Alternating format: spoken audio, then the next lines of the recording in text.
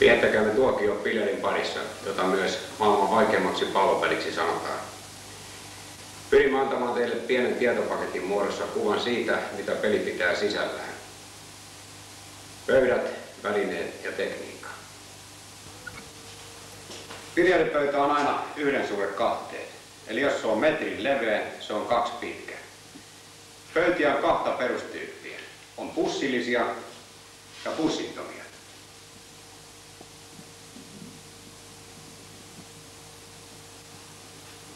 Pelipöytänä toimii vuolukivestä valmistettu levy, joka on päällystetty biljardin verralla.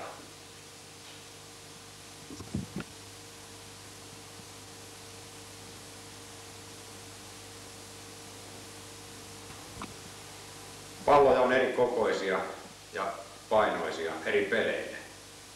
Ennen pallot valmistettiin norsunluusta, nykyisin styreenihartsista eli muovista. Biljardipelin ehkä tärkein väline on biljardikeppi. Se on valmistettu eri puulajeista ja useista eri suikaleista. Keppien painot vaihtelevat 700 kummankin puolen. Keppejä on 1-osaisia, 2-osaisia, jopa 5-osaisia. Keppi kapenee lyöntipäähänsä ja pallon ja kepin välisenä kosketuksena on nahka, mihin sivellään liittula. Lyönnin pitämiseksi kovissa kierrelyönneissä. Asento on tärkeä. Pelaaja pitää lyöntikäden puoleisen jalan takana suorassa, toinen jalka hieman edessä koukistettuna. Tämä takaa tukevan peliasennon. Käsiotteita on 2 päätyyppiä. Ensimmäinen on niin sanottu avonainen ote, missä sormet muodostavat ikään kuin haarukkamaisen tuen kepille. Toinen ote on suljettu sormiote, missä etusormi kierretään kepin ympäri.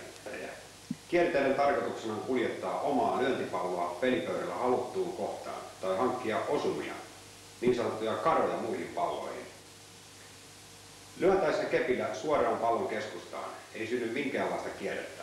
Pallo pysähtyy paikalleen. Tätä kutsutaan tasalyönniksi.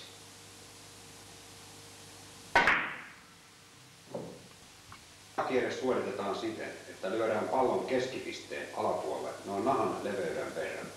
Lyönti on terävä. Tällä saadaan oma pallo palaamaan takaisin sen kohdattua ensin kohdepallo.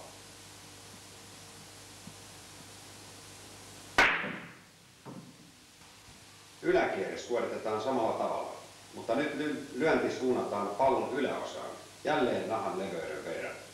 Tällä saadaan oma seuraamaan kohdepalloa karojen tai edullisemman asennon hankkimissa pöydällä jatkoa ajatellen.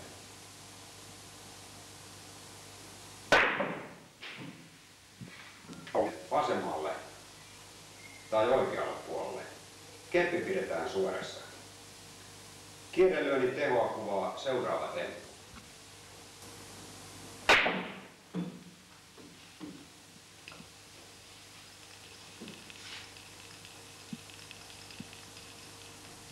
Suomessa tiedetään varmuudella pelatun vuodesta 1830. Kaisa on suosituin pelimuoto. Sitä pelataan 5 pallolla 60 pisteeseen. On ehkä tarpeetonta selostaa katselijalle koko pelisäännöt. Mainittakoon kuitenkin, että Kaisasta eli keltaista saa 6 pistettä. Punaisesta pallosta saa 3 pistettä. Ja vastustajan pelipallosta 2. Kummallakin pelaajalla on oma pelipallonsa. Ensimmäisenä, joka aloittaa, on 1 pisteen pallo ja kakkospallo on tämä 2 pisteen pallo. Menkäämme hetkeksi mukaan peliin ja katsellaan, mitä tapahtuu.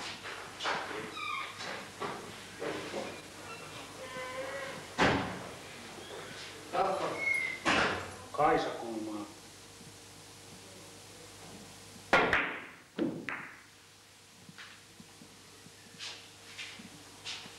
Maalaus on tehtävä selvästi, eli täytyy maalata siihen pussiin ja se pallo on mentävä siinä, muuten ei sitä hyväksytä. Kaisa 1 palli kulmaa.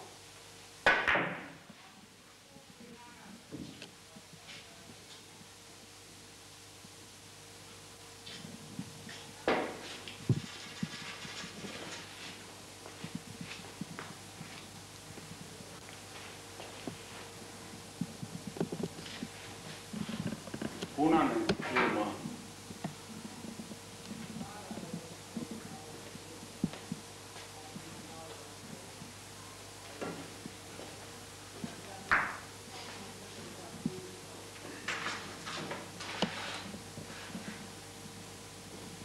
Kaisa keskellä.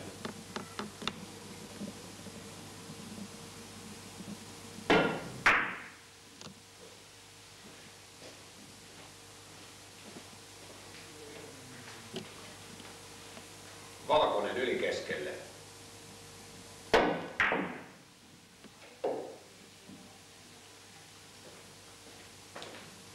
Vastustetaan pelipallosta 2 pistettä ja peliä jatketaan. Kaisa kulmaa.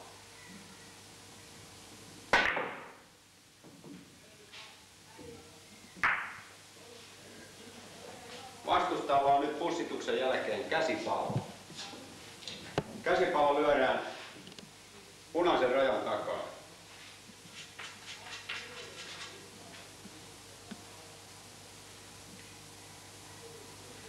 Valkoinen pallo kulmaa.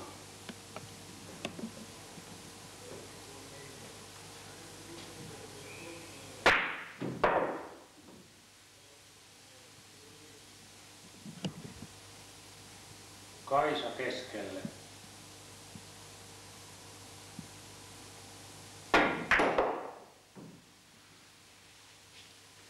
Kuusi.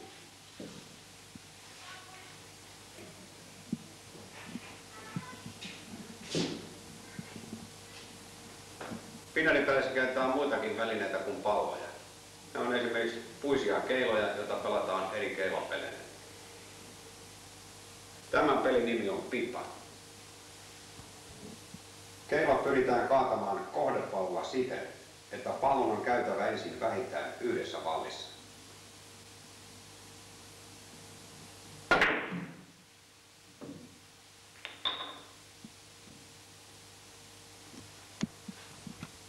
Mikäli oma pallo kaataa keiloja, tulee miinuksia.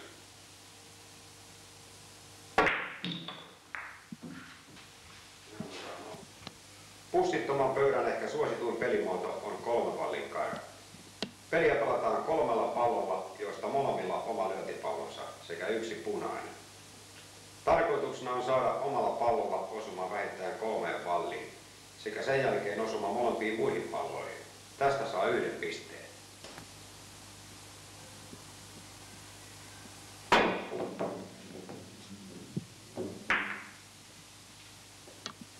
Lyönti hyväksytään myös siten, että otetaan ensin kosketus toiseen pelipalloon, jonka jälkeen oma pallo käy jälleen vaadittavat 3 vallia, osumaan sen jälkeen toisen kohdepallon.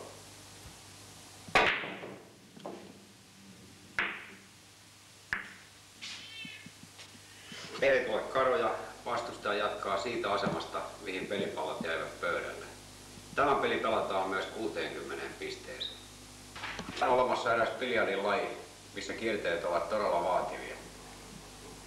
Tämä on taitolyönnit ja näytöksissä esitettävät trikkilyönnit. Se käytetään usein masee-lyöntejä, missä lyönti suunnataan ylhäältä kohti pelipalloa.